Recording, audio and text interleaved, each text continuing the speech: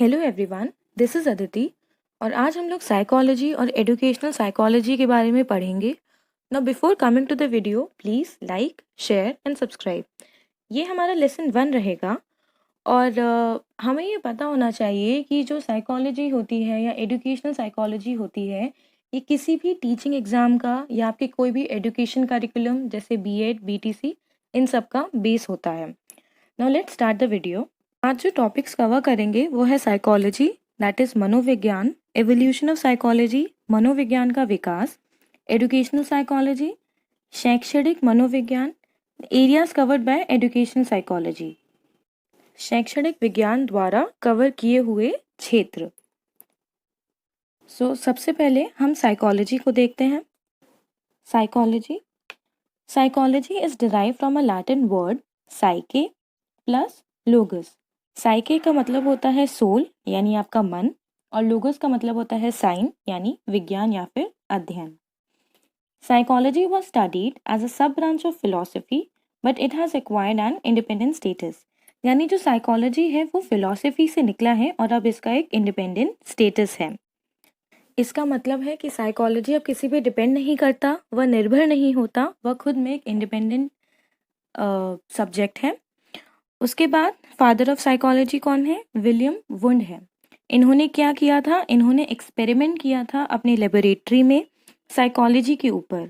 कहाँ पे किया था? जर्मनी में किया था, लिप्जिंग यूनिवर्सिटी में, जिसको आज हम कार्ल मैक्स यूनिवर्सिटी कहते हैं। और एक बात और कि साइकोलॉजी कहाँ से आया।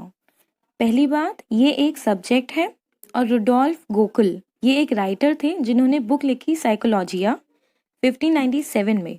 वहाँ से साइकोलॉजी एज अ सब्जेक्ट आया।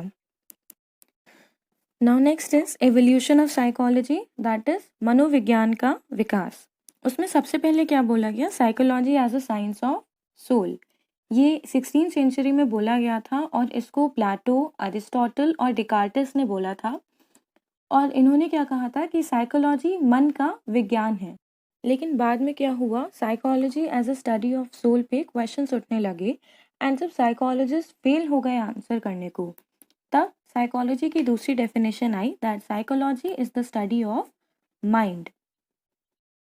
ये 17th सेंचुरी में बोला गया और इसको जॉन लॉक, हॉब्स, कैंट इन सब साइकोलॉजिस्ट ने सपोर्ट किया। लेकिन जब इस पे भी क्वेश्चंस उठने लगे तब साइकोलॉजी की next definition I, that psychology is the study of consciousness, यानी मनोविज्ञान चेतना का अध्ययन है। यहाँ पे विलियम वुड ने इसको सपोर्ट किया था और ये बात 18th सेंचुरी में बोली गई थी। लेकिन जब इस डेफिनेशन पे भी क्वेश्चंस उठने लगे तब क्या बोला गया कि psychology is the study of behaviour, that is मनोविज्ञान व्यवहार का अध्ययन है। यह बात जेबी वॉटसन ने सपोर्ट की और ये बात 19th सेंचुरी में बोली गई।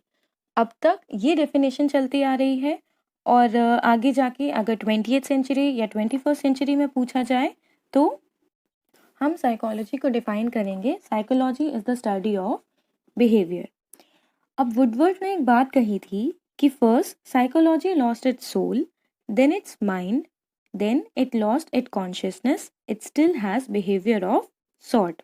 यानी पहले साइकोलॉजी ने अपना सोल खोया, दैट इज मन खोया, फिर अपना माइंड यानी मस्तिष्क खोया, फिर उसने अपनी कॉन्शियसनेस खोई यानी उसने अपनी चेतना खोई, but still it has behaviour of sort. लेकिन आज भी उसके पास एक बिहेवियर है, एक व्यवहार है।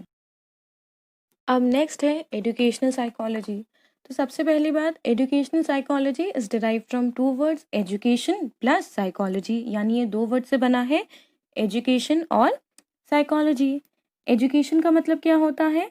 It can be defined as modification of behaviour, यानी व्यवहार का संशोधन। कैसे हम किसी बच्चे के व्यवहार से उसका बेस्ट ड्रॉ आउट कर सकें। साइकोलॉजी क्या होती है? It is defined as science of behaviour, that is व्यवहार का विज्ञान। अब एजुकेशनल साइकोलॉजी क्या होती है? It is one of the branches of applied psychology which deals in the study of behavior of a learner in relation to educational environment। यानी पहली बात, एजुकेशनल साइकोलॉजी क्या है? ये one of the branches of applied psychology है, यानी ये psychology का एक पार्ट है जो डील करता है study of behaviour of the learner, यानी लर्नर के बिहेवियर को in relation to educational environment, जो उसका एजुकेशनल एनवायरनमेंट है उसके रिलेशन में।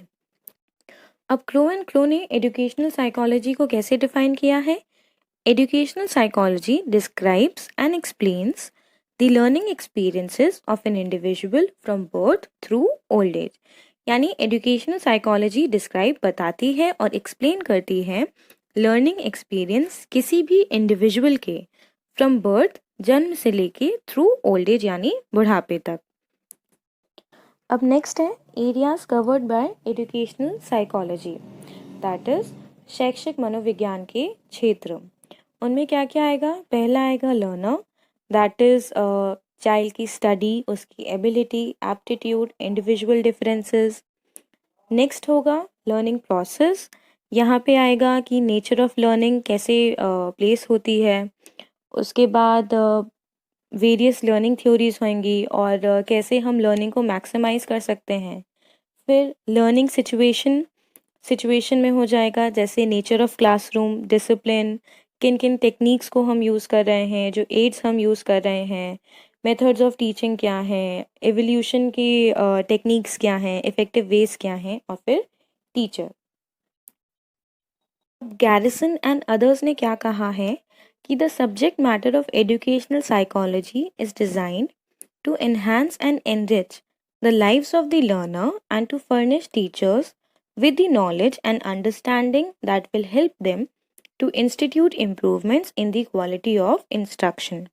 यानी जो एजुकेशनल साइकोलॉजी का सब्जेक्ट मैटर है वो इस तरह डिज़ाइन किया गया है कि लर्नर की लाइफ को हम लोग एनरिच और एनहांस कर सकें और टीचर्स को फर्निश कर सकें उस नॉलेज और अंडरस्टैंडिंग के साथ कि वो एक इम्प्रूवमेंट ला सके in the quality of instruction, यानी जो उसके इंस्ट्रक्शंस हैं, टीचर के ऑर्डर हैं, कमांड हैं, उसमें वह सुधार कर सके कि उसकी जो इंस्ट्रक्शंस हैं उसकी क्वालिटी और बेहतर बन सके।